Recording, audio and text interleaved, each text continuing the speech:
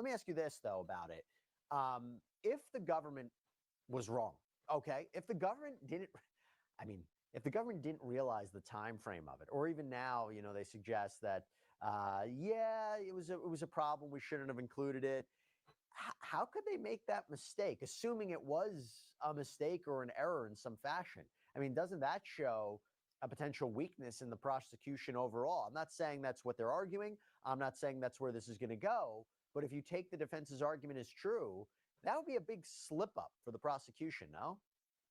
Yeah, and I'll go out on a limb and say that sometimes prosecutors don't necessarily understand hip hop culture. It's almost like a text without context. So you got to really understand the time, the place, the audience.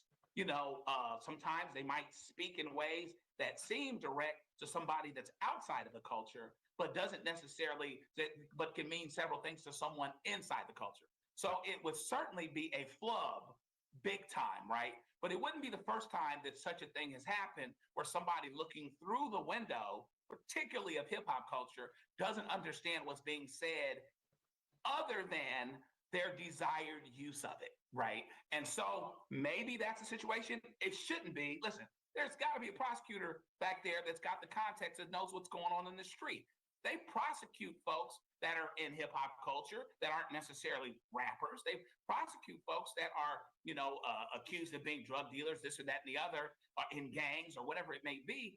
And as part of that is understanding the language, understanding what someone means when they say something, understanding manner and timing and all those other things. That's part of their job. The mob speaks in a certain language too. In order to successfully prosecute him, you got to understand the language. So there might be reasons for them screwing that up, but there wouldn't be excuses. So the defense motion continues, actually.